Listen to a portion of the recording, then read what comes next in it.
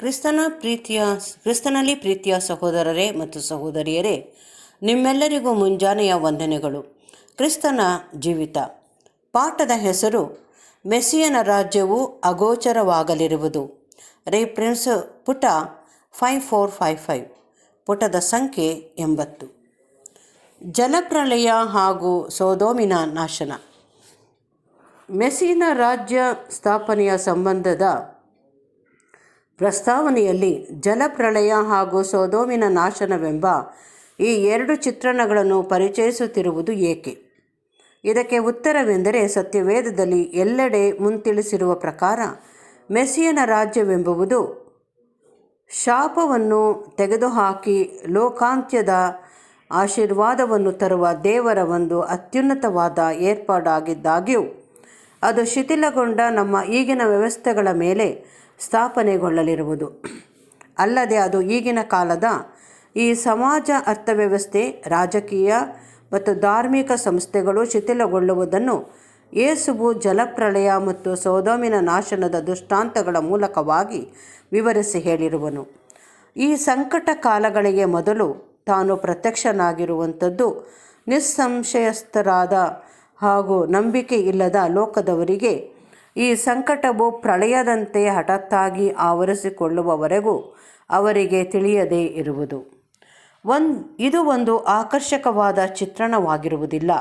ನಾವು ಇದರಿಂದ ತಿರುಗಿಕೊಂಡು ಕೇಡೆಂಬ ಮೋಡದ ಅಂಚಿನಲ್ಲಿರುವ ಬೆಳ್ಳಿ ಗೆರೆಗಳೆಂಬ ಉತ್ತಮ ಕಾಲಗಳ ಭರವಸವನ್ನು, ಅಂದರೆ ಮಾನವ ವೈಫಲ್ಯತೆಯ ಅವಶೇಷಗಳ ಮೇಲೆ ಸ್ಥಾಪನೆಗೊಳ್ಳುವ ಆ ರಾಜ್ಯದಲ್ಲಿನ ಭವ್ಯವಾದ ಆಶೀರ್ವಾದಗಳು ಶೀಘ್ರವಾಗಿ ಇವುಗಳನ್ನು ಹಿಂಬಾಲಿಸಿ ಬರುವುದನ್ನು ಗಮನಿಸುವವರಾಗಿರುವೆವು.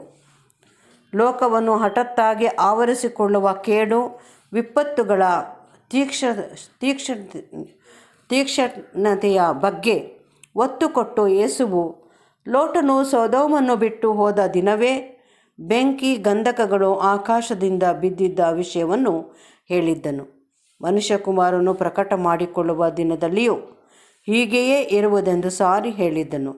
ಸಂಕಟದ ಕಾಲದ ಮೊದಲುಗೊಂಡು ಉಂಟಾಗುವ ಫರೋಷಿಯ ಅಥವಾ ಕ್ರಿಸ್ತನ ಪ್ರತ್ಯಕ್ಷತೆ ಹಾಗೂ ನಂತರದಲ್ಲಿ ಉಂಟಾಗುವ ಎಪಿಫಾನಿಯಾ ಅಥವಾ ಪ್ರಕಟಗೊಳ್ಳುವಿಕೆ ಎಂಬ ಗ್ರೀಕ್ ಭಾಷಾ ಮೂಲದ ಶಬ್ದಗಳಲ್ಲಿ ಒಂದು ವ್ಯತ್ಯಾಸವಿರುವುದು. ಕ್ರಿಸ್ತನು ತನ್ನನ್ನು ಪ್ರಕಟ ಮಾಡಿಕೊಳ್ಳುವುದನ್ನು ಈ ಶಬ್ದಗಳಲ್ಲಿ ವರ್ಣಿಸಲಾಗಿರುವುದು. ಉರಿಯುವ ಬೆಂಕಿಯಲ್ಲಿ ಆಕಾಶದಿಂದ ಪ್ರತ್ಯಕ್ಷನಾಗುವನು. ವಾಸ್ತವವಾಗಿ ಆ ಸಂಕಟದ ಕಾಲವನ್ನು ಸತ್ಯವೇದದಲ್ಲಿ ಆಗಾಗ್ಗೆ ಸಾಂಕೇತಿಕವಾಗಿ ಲೋಕವು ಬೆಂಕಿ ಹತ್ತಿಕೊಂಡು ಉರಿಯುವುದೆಂದು ವರ್ಣಿಸಲಾಗಿರುವುದು. ಹೀಗೆಯೇ ಕ್ರೈಸ್ತ ಸಮೂಹದಲ್ಲಿರುವ ನಂಬಿಕೆಯ ಸೂತ್ರಗಳು ಭೂಮಿಯು ಸುಟ್ಟು ಹೋಗುವುದು ಎಂಬ ಅಂಶವನ್ನು ವ್ಯಕ್ತಪಡಿಸಿರುವುದು. ಅವರು ಆಕಾಶವೂ ಸಹ ಸುಟ್ಟು ಹೋಗುವುದು ಎಂಬ ಅಂಶವನ್ನು ನಿರ್ಲಕ್ಷಿಸುವರು. ಸತ್ಯವೇದವು ಸಾಂಕೇತಿಕ ಭಾಷೆಯ ಬಳಕೆಯಲ್ಲಿ ಭೂಮಿಯು ಮಾನವರ ಸಾಮಾಜಿಕ ವ್ಯವಸ್ಥಾ ಕ್ರಮಗಳನ್ನು ಸೂಚಿಸುವುದು. ಸಮುದ್ರವು ಸಮಾಧಾನವಾಗದ ಅತೃಪ್ತ ಜನದ ಸಮೂಹವನ್ನು ಸೂಚಿಸುವುದು. ಆಕಾಶವು ಮತ ಹಾಗೂ ಧಾರ್ಮಿಕ ಸಂಸ್ಥಾ ಅಧಿಕಾರಿಗಳನ್ನು ಸೂಚಿಸುವುದು. ಭಕ್ತನಾದ ಪೇತ್ರನು ಇವೆಲ್ಲವುಗಳು ಮಹಾಘೋಷದಿಂದ ಇಲ್ಲದೆ ಹೋಗುವುದೆಂದು ಮತ್ತು ಅದಕ್ಕೆ ಬದಲಾಗಿ ನೂತನ ಆಕಾಶ ಹಾಗೂ ನೂತನ ಭೂಮಂಡಲವು ಉಂಟಾಗುವುದನ್ನು ದೇವರು ವಾಗ್ದಾನ ಮಾಡಿರುವನೆಂದು ಹೇಳಿರುವರು. ನೂತನ ಆಕಾಶವು ನೂತನವಾದ ಧಾರ್ಮಿಕ ವ್ಯವಸ್ಥಾ ಕ್ರಮಗಳಾಗಿರುತ್ತವೆ. ಅದು ಕ್ರಿಸ್ತನ ರಾಜ್ಯದಲ್ಲಿ ಆತನಿಗೆ ಸಹಬಾಧ್ಯರಾಗಿರುವ ಮಹಿಮೆಯುಳ್ಳ ಸಭೆಯಾಗಿರುತ್ತದೆ.